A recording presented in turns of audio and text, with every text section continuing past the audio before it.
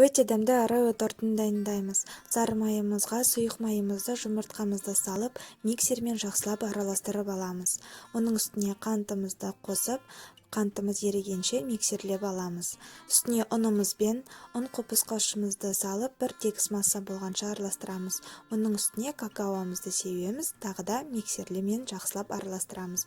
Видеода көріп тұрғандарыңыздай өте керемет пышный осылай көтеріліп шығады. 180 градуста 35-40 минутта пісіріп аламыз. Кремге кірісеміз.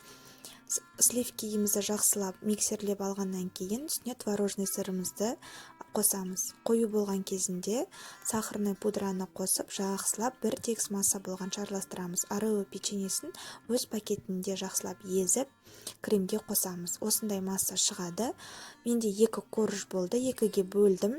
Осылайша видеода көріп тұрғандарыңыздай арнайы кольцоға салып кремдерімізді жағып шығамыз. Жағып болғаннан кейін пышақпен жан-жағын алып, формамызды алып тастаймыз.